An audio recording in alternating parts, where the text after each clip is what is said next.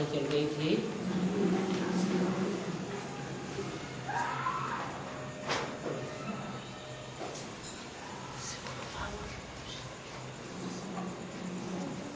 अक्टूबर 1966 की प्रातः class 30 page के मध्यांश में बात चल रही थी। ये नॉलेज है ब्रह्मा मुखवंशावली ब्राह्मण ब्राह्मणियां जानते हैं। कौन जानते हैं? जो ब्रह्मा के मुखवंशावली। अच्छा, दीदी दादी दादाओं के मुखवंशावली हो तो नहीं जानते हैं? इस नॉलेज को सिर्फ ब्रह्मा मुखवंशावली ही जानते हैं या कोई और गुरु गोसाई के मुखवंशावली जानते हैं? कोई मनुष्य गुरु ऐसा नहीं है जिसके मुखवंशावली इस नॉलेज को जानते हो। तुमको बाप ने ब्रह्मा द्वारा एडॉप्ट किया है।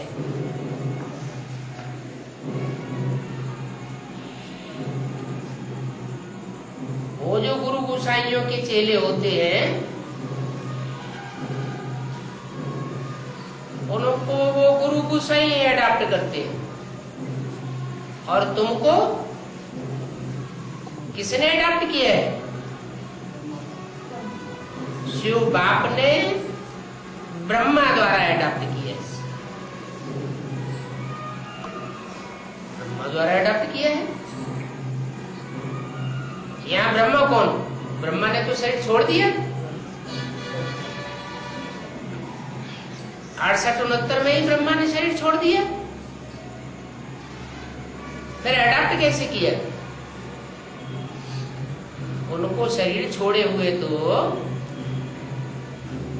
32 और 5 38 साल हो गए। फिर तुम ब्रह्मा मुखवंशावली कैसे हुए?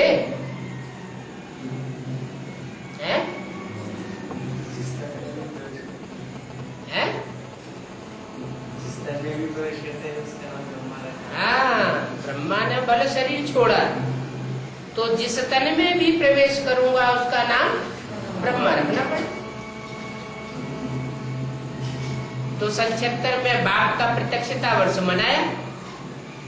बाप तो जरूर कोई ब्राह्मण बच्चे के द्वारा ही प्रत्यक्ष होगा। तो जिस बच्चे के द्वारा प्रत्यक्ष होता है वही ब्रह्मा हो गया। कौन सा ब्रह्मा? जो यज्ञ के आदि में भी था, प्रजापिता ब्रह्मा। वही आत्मा तब थी 60 साल की, वानप्रस्थ अवस्था में। वानप्रस्थ अवस्था में 40 साल और ऐड हुए तो 76 आया। 76-77 में संपूर्णता वर्ष मनाया गया। वो किसका संपूर्णता वर्ष था? कौन से ब्रह्मा का संपूर्णता वर्ष था? प्रजापिता ब्रह्मा। आदि ब्रह्मा का संपूर्णता वर्ष मना। ब्रह्मा की आयु 100 वर्ष पूरी हुई।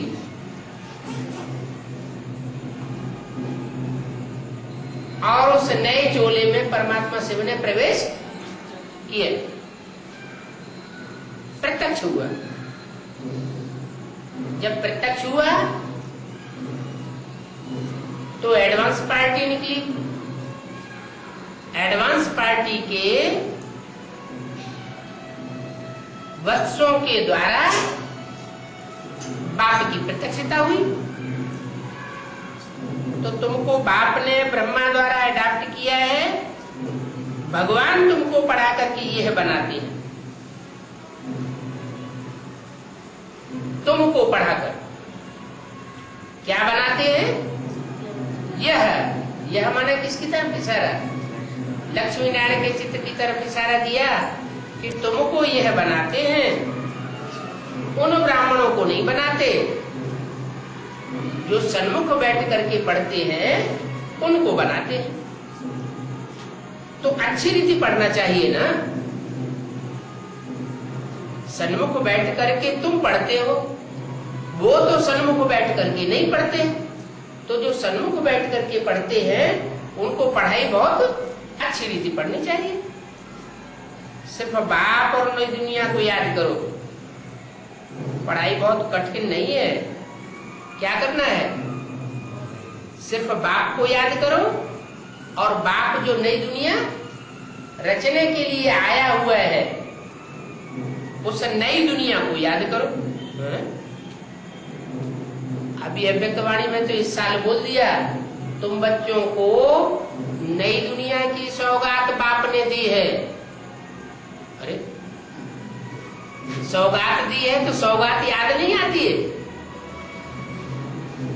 याद आना चाहिए ना। नहीं याद आती है इसका मतलब अच्छी रीति पढ़ाई नहीं पढ़ी। नहीं तो कोई की दी हुई सौगात तो याद आनी चाहिए ना। अव्यक्तवाणी में बोल तो दिया इस साल। क्या बोला कि बाप ने बच्चों को, बाप दादा ने बच्चों को नई दुनिया की सौगात दी है। तो नई दुनिया में आना जाना करते हो ना, इसका मतलब जिन्होंने पढ़ाई पढ़ी अच्छी रीति वो आना जाना करते हैं, और जिन्होंने अच्छी रीति पढ़ाई नहीं पढ़ी वो आना जाना अभी भी नहीं करते। उन्हें पता ही नहीं कि जो नई दुनिया की सौगात दी है वो नई दुनिया कहाँ स्थापन हो गई। तो अच्छी रीति पढ़ना चाहिए।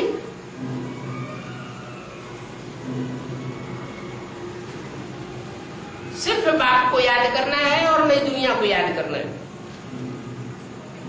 तो तुम स्वर्ग में चले जाओगे।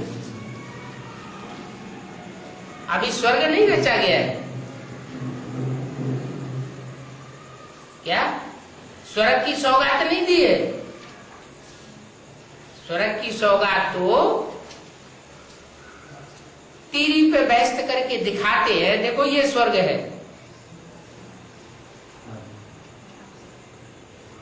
हथेली पर स्वर्ग दिखाते हैं, अभी बना नहीं है स्वर्ग। नई दुनिया की सौगात दी है। दुनिया में तो सब धर्म की आत्माएं होती है, भले हर धर्म की चुनी हुई श्रेष्ठ श्रेष्ठ अच्छी अच्छी आत्माएं हो, लेकिन वहां तो सब धर्म की आत्माएं होती है।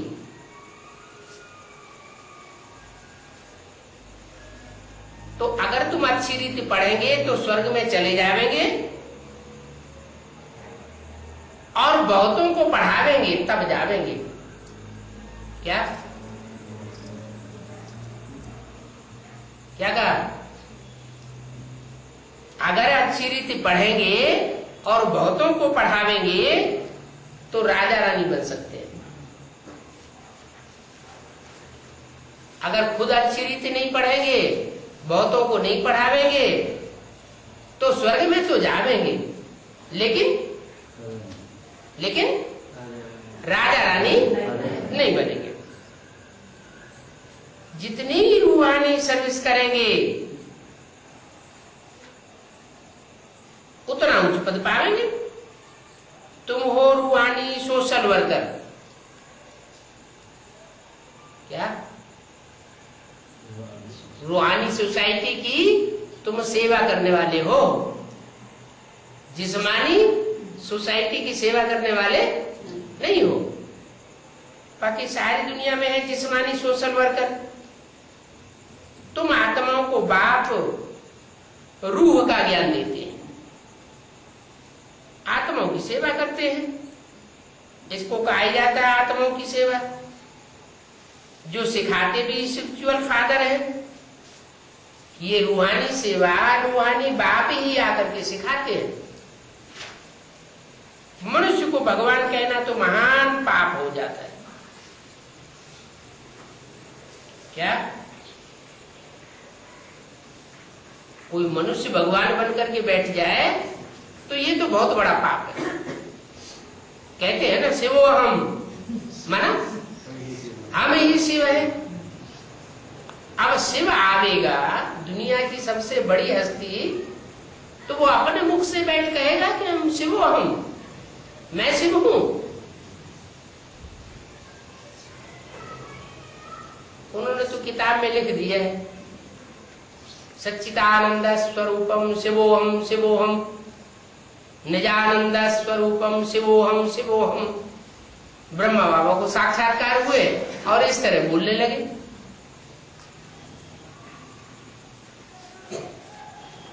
बाप कहते हैं जो अपन को अपने आप शिव कहते हैं वो बड़े से बड़े क्या है? हिरण्यकश्यप है।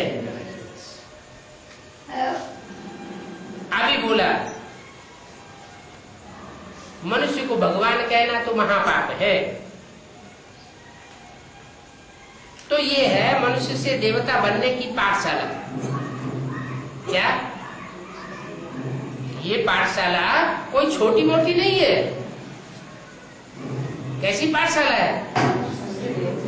मनुष्य से देवता बनने की पाठशाला।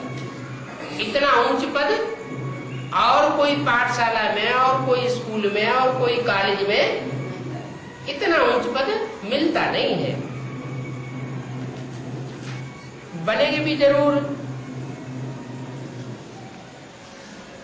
क्या देवता बनेंगे भी जरूर।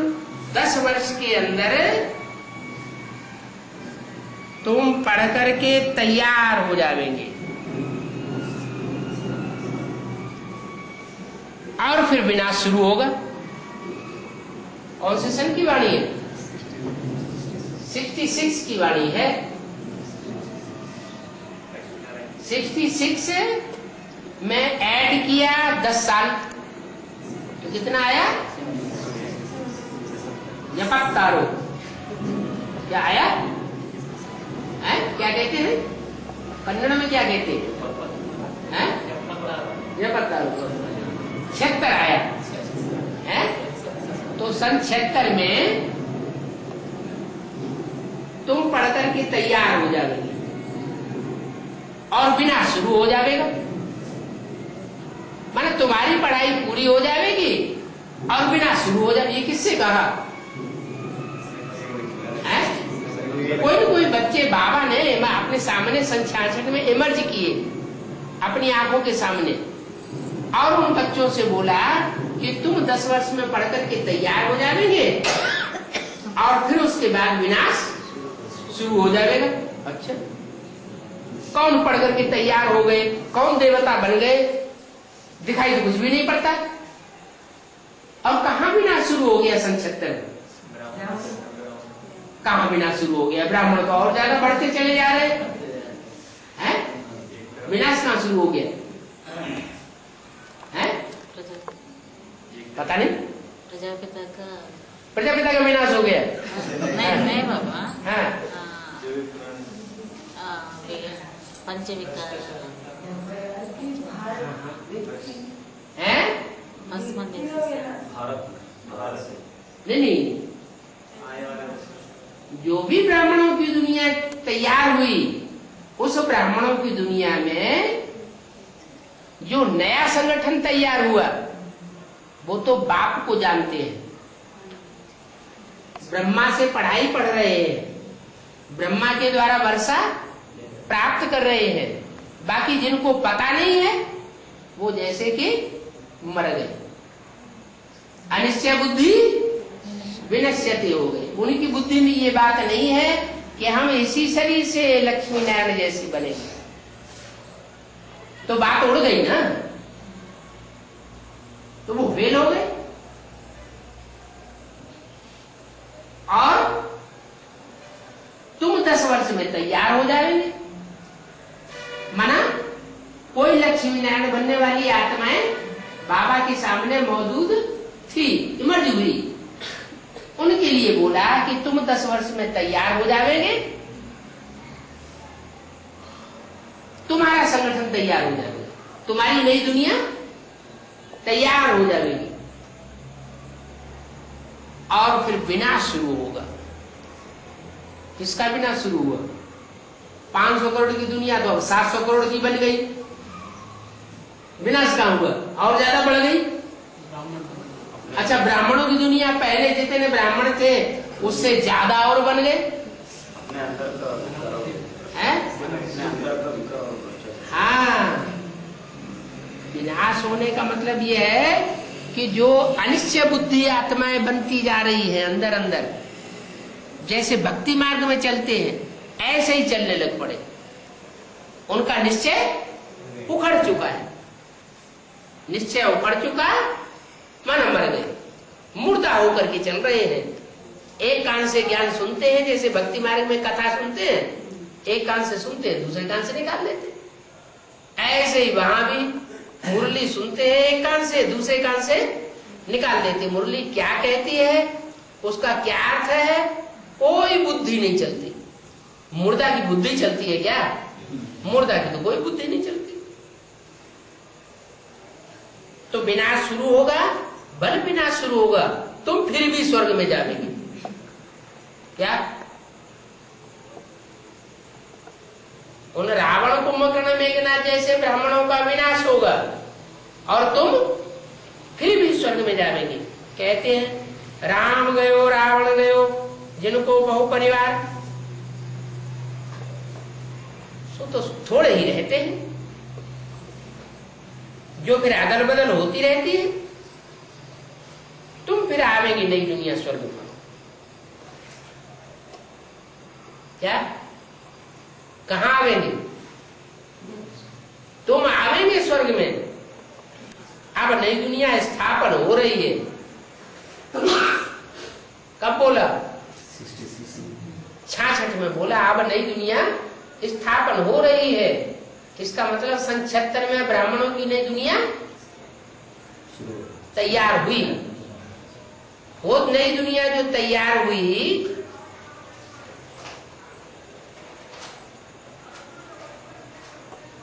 वो एडवांस बढ़ती रही सन 76 से लेकर के कब तक? 2004-5 तक। कितने साल बढ़ी? 30 साल। अभी तीसरी मूर्ति के प्रत्यक्ष होने में 3 साल और पड़े, 33 साल हो जाएंगे। 100 साल का संगम युग है।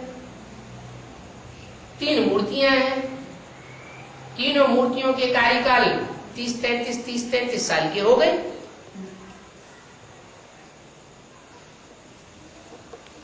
तो सन 76 से लेकर के अभी 2005 चल रहा है।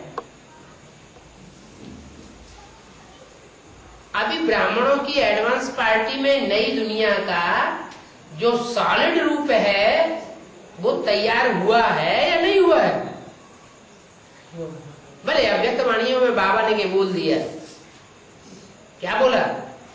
नई दुनिया की सौगात तुम बच्चों को बाप दादा ने दी है। माना तैयारी तो हो गई है, तैयारी हो गई है, नई दुनिया स्थापन भी हो चुकी है। अभी बाप आए हैं,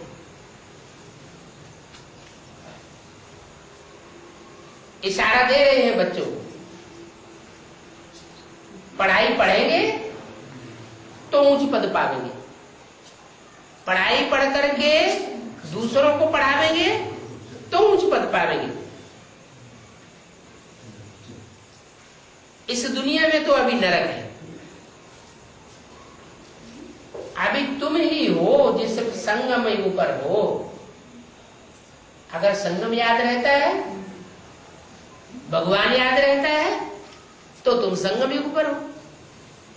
बाप की याद नहीं रहती है, दुखी होने लगते हो, माया तंग कर देती है, ज्ञान के पॉइंट बुद्धि में से उड़ जाते हैं, तो संगम युग पर हो या नरक में हो? नरक में आत्माएं दुखी होती है। बाकी सब कलयुग में, तुम संगम पर हो। तुम ना नरकवासी हो और ना स्वर्गवासी हो। बल नई दुनिया की सौगात तुमको दी है, लेकिन तुम अभी स्वर्गवासी नहीं हो और नरकवासी भी नहीं हो। क्या बात? अब बीच में है, हम दुखी भी नहीं होते, हम बहुत सुखी भी नहीं होते। कहते हैं ना, सुख दुख में कैसा रहना चाहिए? सुख दुख में समान रहना चाहिए। दुख पड़ता है तो रोना नहीं, दूसरों के सामने अपना दुखड़ा रोना नहीं, और सुख मिलता है तो बहुत खुश नहीं होना। तो तुम अभी न नरकवासी हो न स्वर्गवासी हो, तुम संग युगवासी हो। अभी तुम ब्राह्मण हो, न शूद्र हो न देवता है। देवता कहा जाता है संपूर्ण ब्राह्मण को। तो माया अभी बीच बीच में खाती रहती है, अवस्था नीचे गिराई देती है, दुखी कर देती है। इसका मतलब अभी तुम पक्के ब्राह्मण नहीं बने।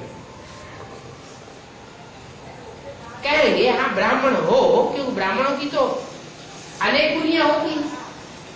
ऊंचे के ऊंचे ब्राह्मण भी होते हैं और नीची कुरी के भी ब्राह्मण होते हैं।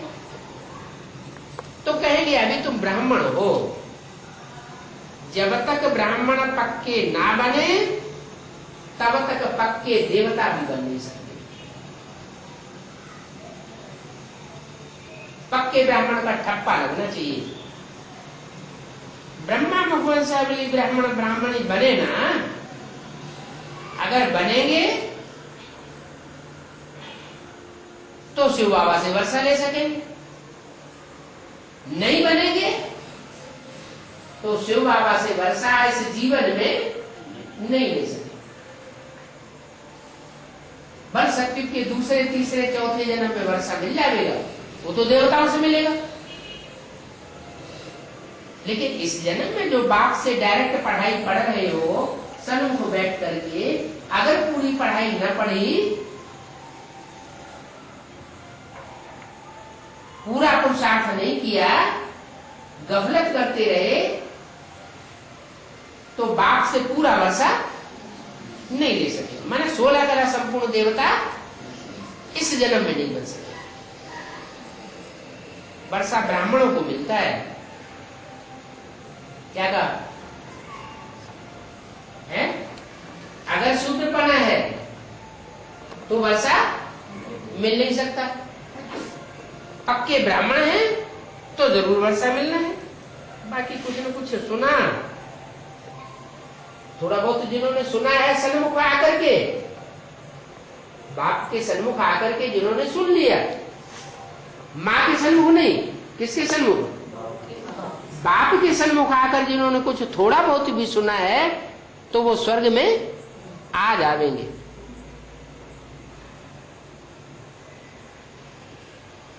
जितना याद करेंगे उतना आत्मा की खाद जलती जाएगी। कौन सी खाद होती है? आत्मा के अंदर कौन सी खाद है? देवान की, विकारों की, वो खाद जलती जाएगी। जैसे सोना होता है तो सोने में चांदी की खाद डाल देते हैं, तांबे की खाद डाल देते हैं, लोहा मिक्स कर देते हैं, तो उसकी कीमत, सोने की कीमत कम हो जाती है। तो ऐसे ही ये आत्मा, इसमें जैसे जैसे विकारों की खाद पड़ती जाती है, वैसे वैसे आत्मा की पावर कम होती जाती है। त्रेता युग शुरू हुआ, कौन सी खाद पड़ गई?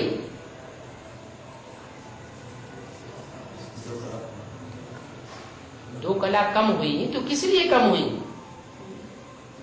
जो ऊपर से आत्माएं आती हैं वो फेलियर आत्माएं आती है। क्या? पक्के ब्राह्मण नहीं बने, सेमी देवता बनते हैं वो। तो जो सेमी देवताएं ऊपर से आत्माएं उतरी, वो ढेर की ढेर तादाद में उतरती है। 8 करोड़। सतयुग में सिर्फ 2 करोड़ आबादी थी, उनमें भी पक्के ब्राह्मण सिर्फ 9 लाख थे। 9 लाख में अधूरे ब्राह्मणों की खाद पड़ती है, फिर भी सोना कहा जाता है। फिर त्रेता युग में चांदी की खाद पड़ती है। चांदी जैसी आत्माएं जिनकी कीमत बहुत कम, कहां सोना और कहां चांदी। सोना 5-6 हजार का कितना मिलता है? 10 ग्राम।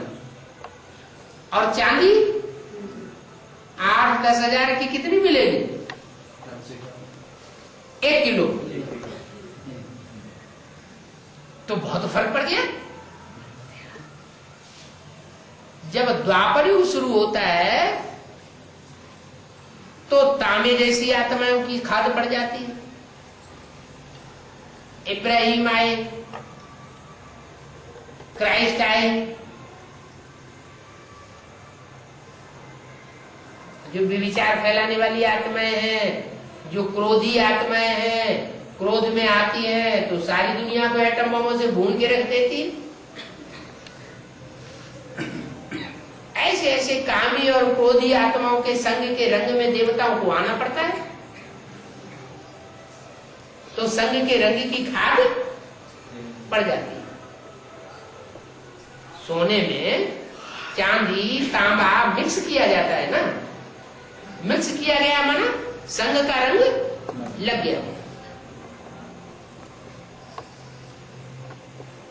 तो जितनी जितनी अग्नि को तेज करेंगे,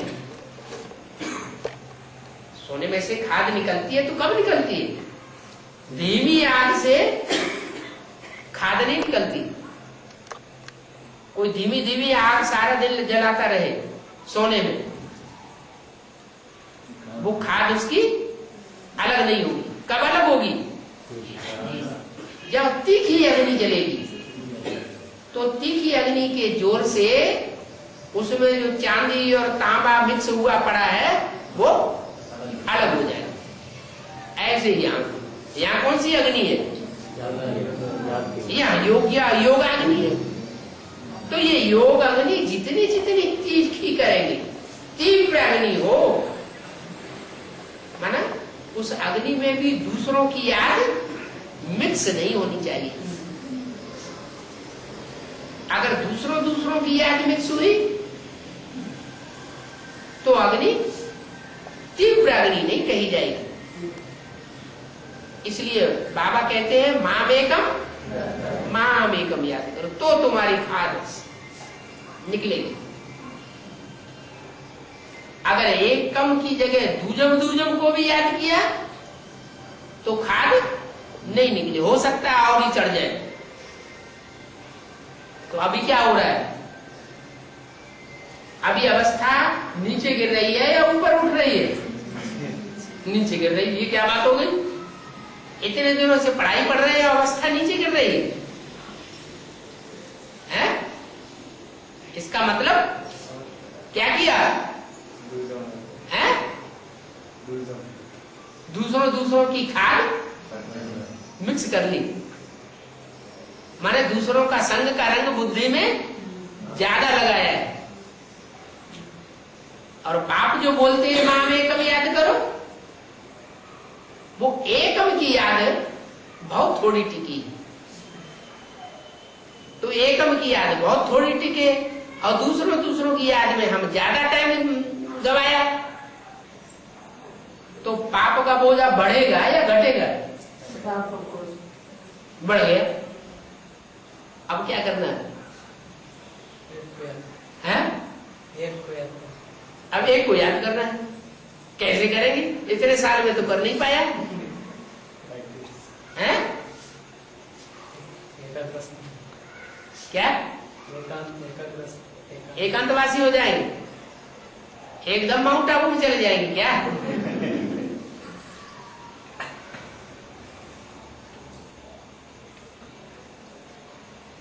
इसलिए एक अव्यक्त वाणी में बोला है, अपने फरिश्ता स्वरूप का अनावरण कब करेंगे?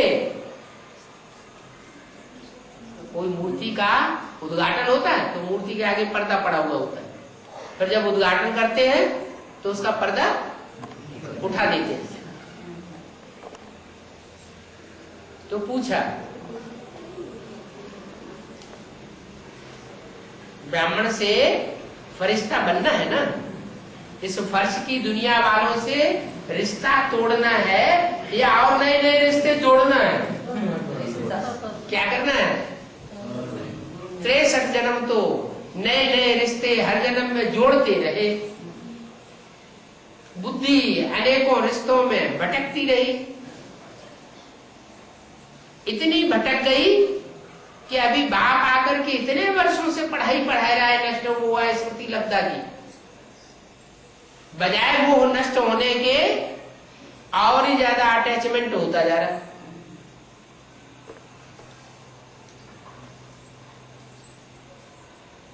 तो नष्ट हुआ कैसे बनेंगे?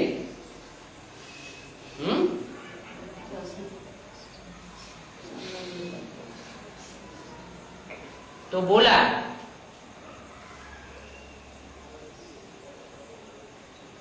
अपने फरिश्ता स्वरूप का अनावरण कब करेंगे? धर्मराज को बुलावे क्या है? जब धर्मराज आवेगा, चीफ जस्टिस होता है ना, चीफ जस्टिस को बुलावेंगे क्या? चीफ जस्टिस कौन है? हमारी ब्राह्मणों की दुनिया का चीफ जस्टिस कौन है? हाँ, धर्मराज। ब्रह्मा वो तो अम्मा हो गई, वो तो बहुत प्यार देती है, तो जब तक प्यार देती है तब तक प्यार में तो और बिगड़ते ही रहते हैं। वही अम्मा क्या बने? चीफ जस्टिस बन के बैठ जाए। तो चीफ जस्टिस को बुलावेंगे क्या? अपने फरिश्ता स्वरूप का अनावरण करने के लिए,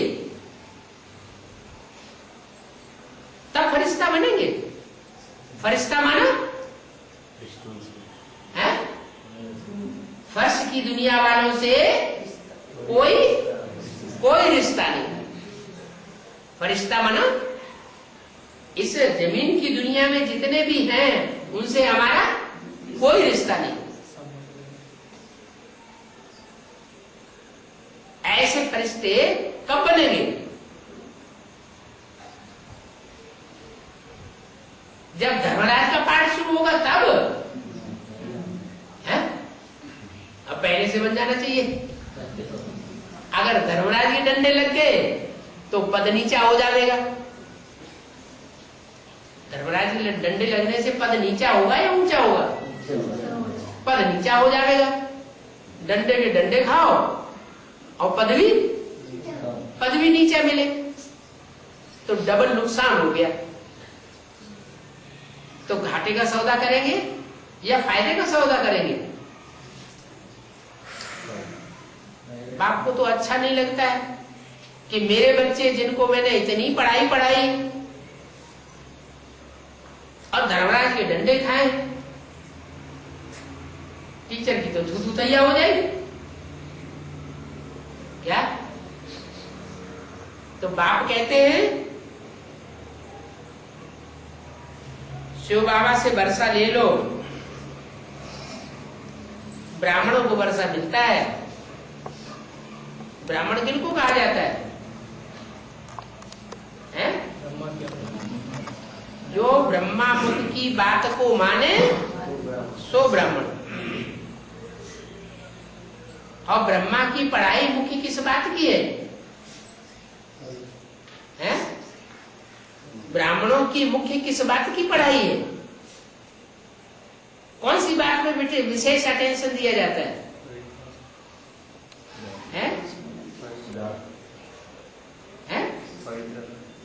पवित्रता की। जो पवित्र है वो ब्राह्मण है, अपवित्र है तो शूद्र है। तो ब्राह्मण को वर्षा मिलता है। बाकी कुछ ना कुछ सुना तो प्रजा में आ जाएगी। जितना याद करेंगे उतना खाद जलती जाएगी। तुम विकर्माजीत बनेंगे क्या? जब सारी खाद आत्मा की जल जाएगी तब तुम विकर्माजीत। विकर्माजीत माना विकर्मों के ऊपर, विपरीत कर्मों के ऊपर जीत पालेंगे। विपरीत कर्म माना श्रीमत के बरखिलाफ जो कर्म है, जो हम 63 जन्म से करते चले आए हैं, उन पाप कर्मों के ऊपर हम जीत पालेंगे। हमसे पाप कर्म नहीं होंगे जब हम पक्के ब्राह्मण बन जाएंगे। अभी तो घड़ी घड़ी देवभान में आते रहते हैं, देवभान में आने से माया हमसे पाप कर्म करा देती है। पाप कर्म नहीं होंगे, विकर्माजीत बनेंगे तो तुम स्वर्ग में चले जाओगे।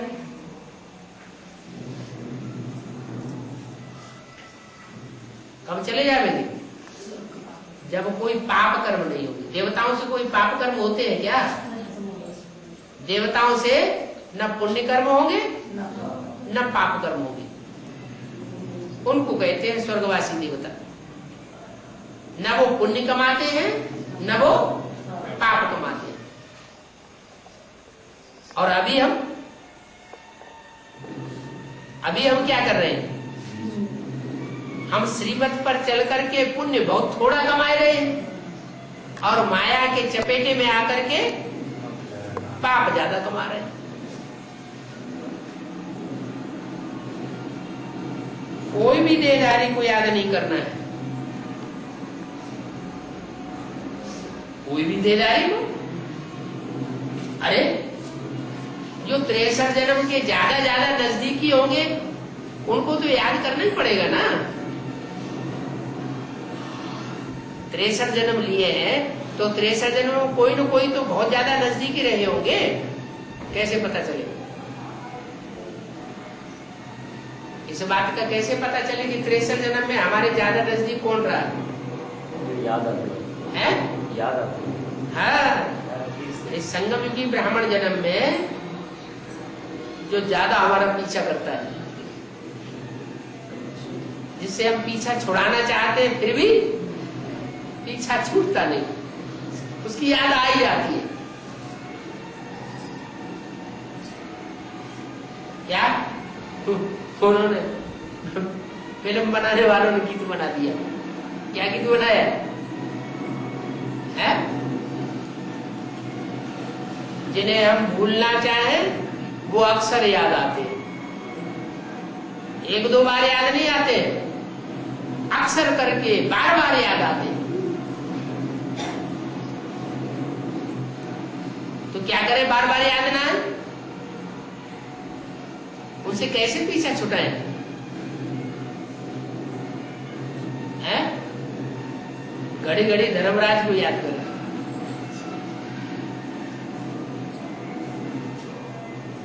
वो मार मार के सारा कुसंग झाड़ देगा। आत्मा ये समझती है कि ये हमारे बड़े सहयोगी हैं। क्या समझती है आत्मा? है? ये हमारे जन्म जन्मांतर के सहयोगी है। तब तो हमारा इनके साथ इतना ज्यादा हिसाब किताब है। धर्मराज कहेगा ये तुम्हारे सहयोगी नहीं है,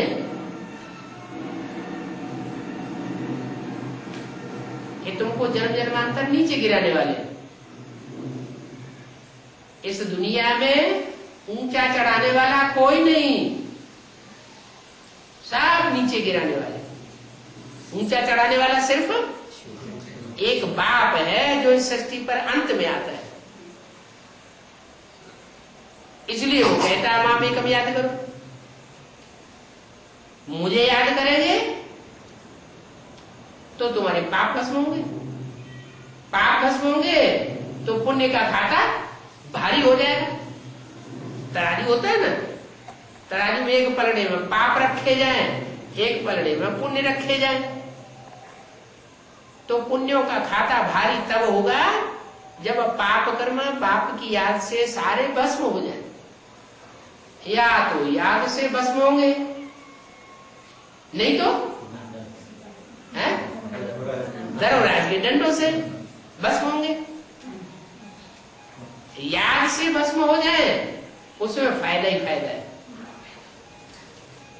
पद भी ऊंच बनेगा। इसलिए याद जो है वो याद का प्रोग्राम कभी छोड़ना नहीं चाहिए। ज्ञान और योग ये दोनों चीजें जो हैं, जहां कहीं भी संगठन क्लास लगता हो तो संगठन क्लास जरूर अटेंड करना चाहिए। वहां सब मिलकर के बाबा की याद में बैठते हैं, इकट्ठे होकर के बाबा की याद में बैठेंगे तो स्मृति की डोरी सारी एक के साथ जुटेंगी जाके, तो मोटा रस्सा बन जाएगा। क्या स्मृति के धागे सारे एक बाप के साथ जुटेंगे तो क्या बन जाएगा? मोटा रस्सा बन जाएगा। उसे दुनिया में कोई तोड़ नहीं सकेगा। और अकेले अकेले घर में बैठ करके याद करेंगे तो माया आराम से तोड़ती रहती है। तोड़ रही है कि नहीं? तोड़ रही है। तो अभी कोई ध्यान ही नहीं दे रहा है और ही उल्टी बात सोच लेते हैं। क्या? अरे वो क्लास में क्या होता है, गीता पाठशाला में जाके क्या करेंगे? वहां वही मुरली ही तो सुनाई जाती है और टीवी में वही तो देखा जाता है। हम अपने घर में, हमारे घर में भी टीवी रखा है, हम अपने घर में टीवी देख लेंगे, बाबा को याद कर लेंगे अमृत वेले। लेकिन दिल से पूछो, क्या अकेले अकेले में बाबा की याद हो पाती है? मुरली जो सुनते हो उस मुरली में उतना मजा आता है जो संगठन में मजा आता है। संगठन में मजा आता है। संगठन में मुरली पढ़ते हैं, सुनते हैं तो जास्ती मजा आता है, जास्ती उमंग उत्साह बढ़ता है। और ये बात तो शास्त्रों में भी लिखी है कि कलयुग में संगठन में बहुत ताकत होती है, खास करके मुसलमान लोग, इस्लामी लोग, इन्होंने दुनिया में ज्यादा से ज्यादा हिस्से में राज्य किया और लंबे समय तक राज्य किया। अभी क्रिश्चियंस बढ़ गए 100-200 साल से, उससे पहले 2500 साल से मुसलमानों का ही राज्य बना रहा। कारण क्या हुआ? उन मुसलमानों का ज्ञान हमारे शास्त्रों से ज्यादा ज्ञान है क्या? नहीं। फिर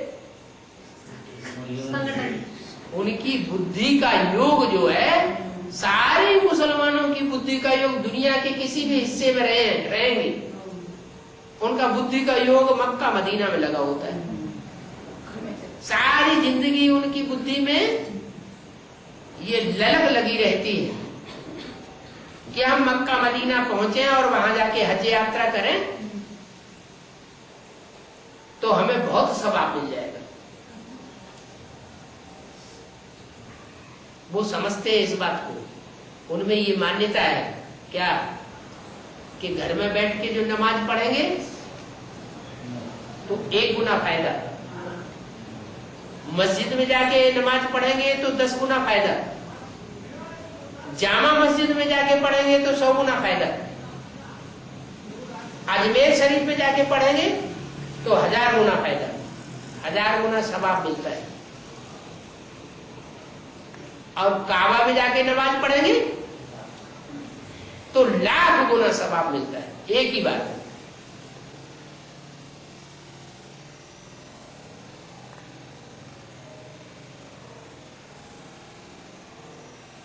तो जितना बड़ा संगठन होगा उतना बड़ा नशा चढ़ेगा। अच्छा, उनकी बात छोड़ दो,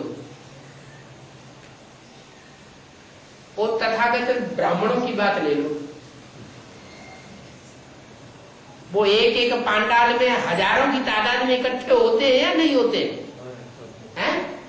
होते हैं। उनको बाप मिला है क्या? नहीं मिला है। उनको सच्चा ज्ञान मिला है क्या? सच्चा ज्ञान भी नहीं मिला है।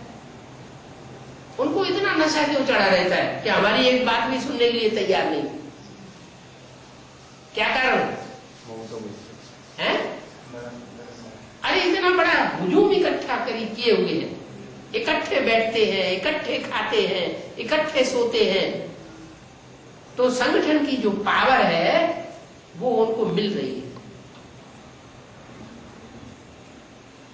यहाँ थोड़े से मुट्ठी भर ब्राह्मण, 5 ब्राह्मण, एक गीता पाठशाला में कहा गई रजिस्टर, 4-5 की बड़ी मुश्किल से हस्ताक्षर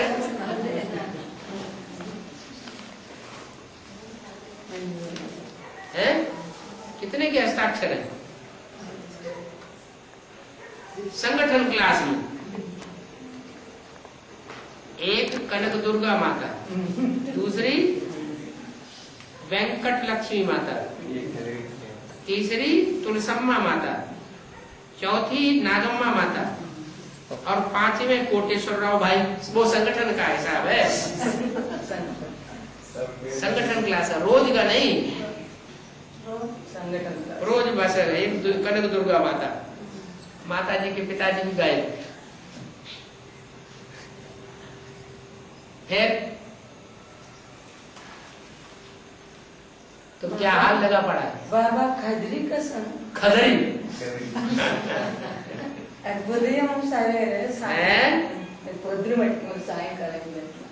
कदरी में भी डेली क्लास बाबा, डेली क्लास, अच्छा सुबह शाम दोनों टाइम क्लास होता है, ठीक है। नाम क्या है वो टीचर का? नाम क्या है? बाबा मन युद्ध करने वाली ईश्वरी है मेरे बाबा ने क्यों?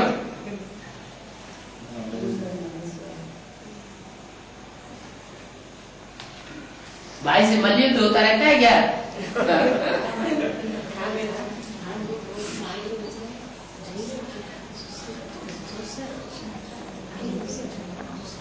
बैठो बैठो।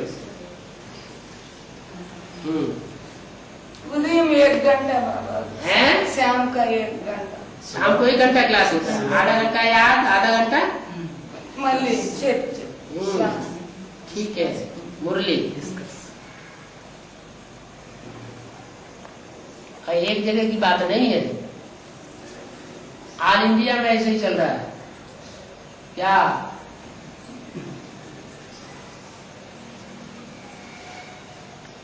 पांच पांडवों की गीता पाठशाला में मुश्किल से इकट्ठे हो रहे हैं, बाबा पहुंच जाएंगे तो सब इकट्ठे हो जाएंगे।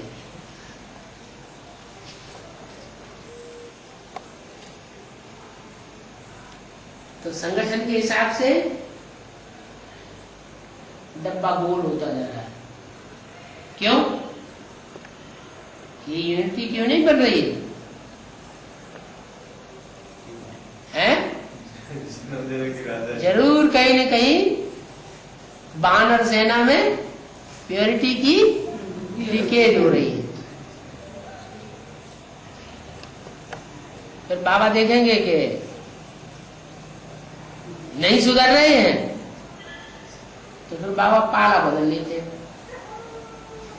क्या पहले भी बेसिक नॉलेज में क्या किया? साफ बता दिया, अंदर वाले रह जावेंगे और बाहर वाले ले जावेंगे। अब यहाँ एडवांस पार्टी में भी ऐसे बाबा का नियम उसूल तो एक ही है ना। अगर ठीक से पढ़ाई पढ़ेंगे तो क्या करेंगे? एडवांस पार्टी वाले सब अंदर वाले हैं ना, तो ले जावेंगे। नहीं पढ़ाई पढ़ेंगे तो अंदर वाले रह जावेंगे और बाहर वाले कौन हैं? बीके में से जो निकलेंगे, जो बीके में से निकलेंगे आगे चल के निकलने तो है ना, है? विजयमाला निकलेगी कि नहीं निकलेगी? क्या इशारा दिया उसके लिए? विजयमाला निकलेगी उसके लिए मुरली में क्या इशारा दिया? एक रानी मक्खी निकलेगी तो उसके पीछे पीछे सारा झाड़ जाएगा। तो संगठन की ताकत निकल आएगी बाहर। फिर क्या हुआ? अंदर वाले रह जावेंगे और बाहर वाले चंद्रवंशी ले जावेंगे। ये तो बहुत बात हो गई है।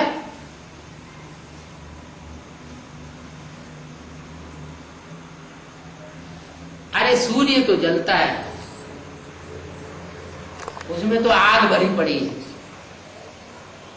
जो सूर्य के बच्चे हैं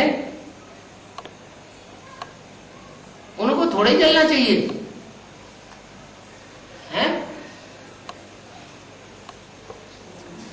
ये उनमें काम विकार की आग भरी पड़ी है, क्रोध विकार की आग भरी पड़ी है।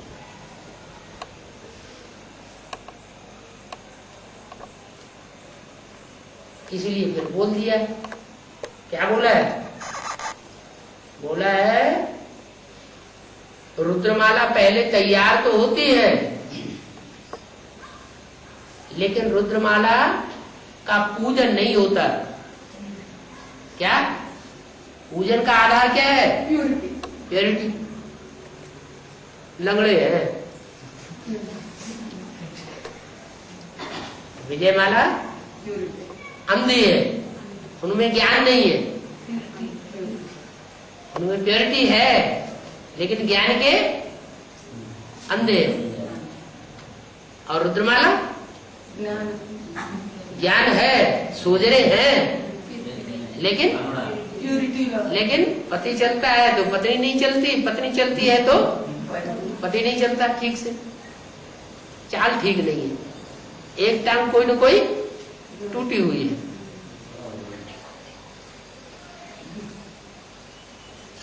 रुद्रमाला का चाहे बढ़िया से बढ़िया मणका हो, चाहे प्रजापिता ही क्यों ना हो, क्या एक बढ़िया चलेगा तो दूसरा डब्बा गोल करता है। क्या तीन टांग की दौड़ देखिए, दो इकट्ठे होते हैं, उनकी एक एक टांग बांध दी जाती है। क्या दो को इकट्ठा करके और उनकी एक एक टांग बांध दी जाती है। एक टांग से एक की एक टांग, दूसरे की दूसरी टांग और बांध देते हैं। फिर कहते हैं दौड़ो। तो क्या करना पड़ेगा? है जो दौड़ने वाले हैं उनको साथ साथ टांग उठानी पड़े ना। जितना एक दौड़ता है उतना ही फिर दूसरे को भी दौड़ना पड़े, तभी तो दौड़ में आगे जाएगा, नहीं तो पीछे रह जाएगा। ये भी गृहस्थी की गाड़ी है। गृहस्थी की गाड़ी में एक पहिया जहां का तहां घूमता रहे, चले ही नहीं, और दूसरा पहिया तेजी से घूमे तो क्या होगा? है? गाड़ी आगे जाएगी या एक जगह रुक जाएगी? है? आगे नहीं जाएगी ना, एक ही जगह घूमती रहेगी। तो इसलिए बोल दिया कि रुद्रमाला के मणके बाद में विजयमाला में ऐड किए जाएंगे।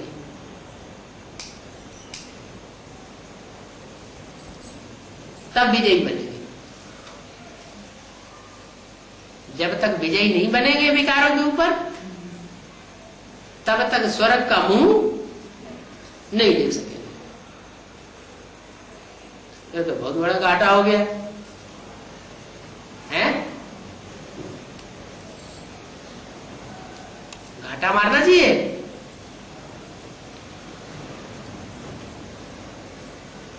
बाप मिला है तो फायदे के लिए मिला है या घाटा मारने के लिए मिला है? फायदे के लिए मिला है तो फायदा लेना चाहिए ना। कि आप ही लेंगे सर फायदा है? आठ को पूरा फायदा लेने देंगे?